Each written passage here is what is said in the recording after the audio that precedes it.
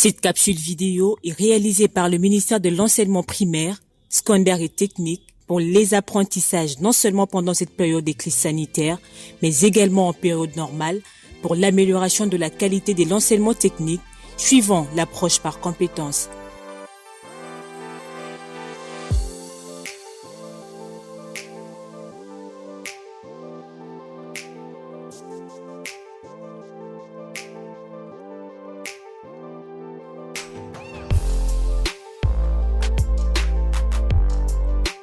Bonjour très chers élèves, nous allons commencer aujourd'hui notre scénarisation pédagogique, module numéro 11. Pour ce module, il n'y a qu'une seule compétence à développer, c'est à appliquer les notions de microbiologie alimentaire. Le mode de compétence que nous allons développer, c'est la microbiologie des œufs.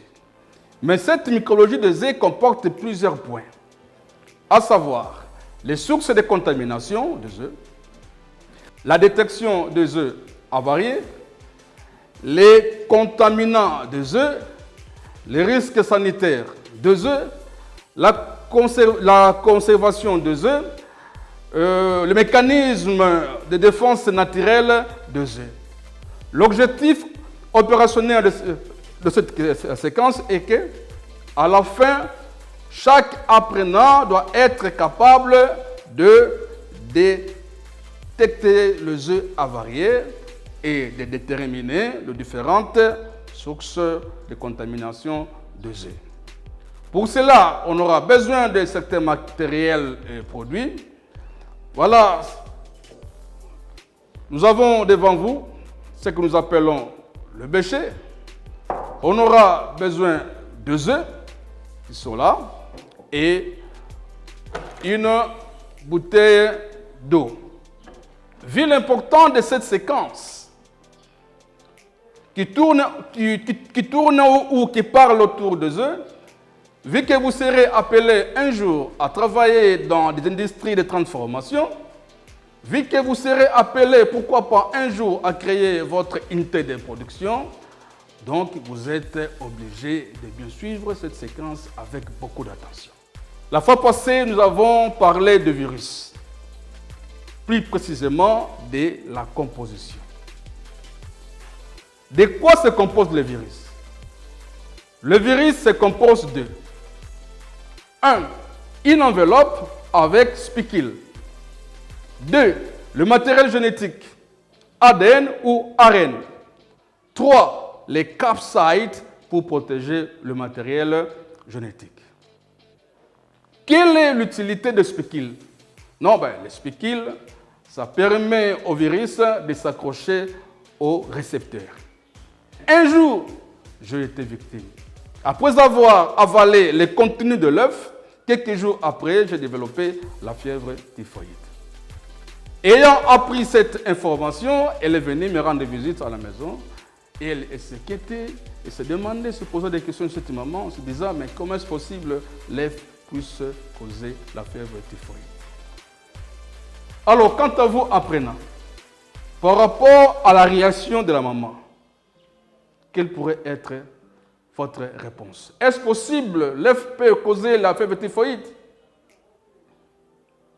Oui, ça peut causer la fièvre typhoïde si bel et bien le contenu est contaminé par le microbe qu'on appelle les salmonelles actifs, responsables de la fièvre typhoïde.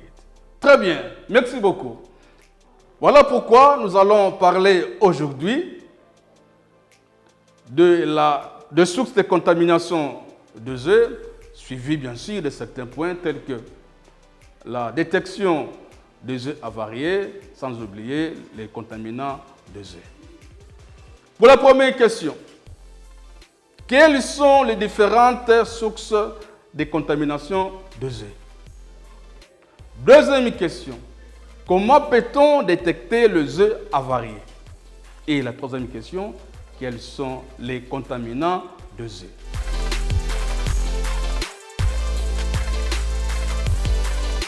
Les sources de contamination des œufs sont, au numéro 1, il y a la matière fécale. Lorsque l'œuf entre en contact avec la matière fécale, il peut être contaminé. Au numéro 2, nous avons la cage dans laquelle abrite la poule. Si la cage est mal entretenue et que la poule a pondu un œuf ou 2 œufs, et que ces œufs-là entrent en contact avec ces cases-là, ils peuvent être contaminés. Troisième réponse, c'est les mains du personnel qui travaille au poulailler.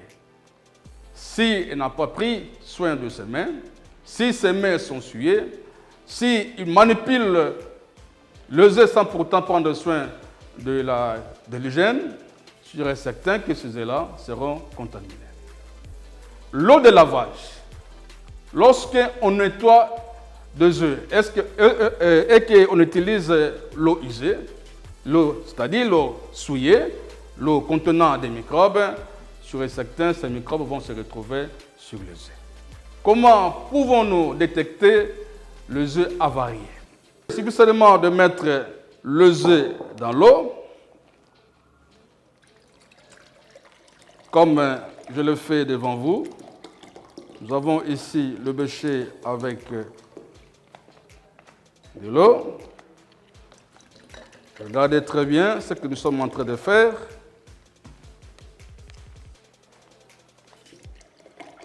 Nous avons le bêcher ici avec de l'eau. Et ils ont dit, en plongeant seulement les œufs dans l'eau, on saura les bonnes et les mauvaises. C'est vrai, ils ont raison. Vous-même regardez, les œufs qui flottent, ce sont des œufs qui sont avariés. Mais ceux-là qui vont au fond du bêcher, ce sont des œufs frais. Ils sont encore en très bonne qualité. On peut aussi couper l'œuf et à l'intérieur, on peut faire ce qu'on appelle une observation macroscopique. C'est-à-dire, lorsque le jaune d'œuf se mélange avec les blancs d'œuf, cet œuf-là est avarié.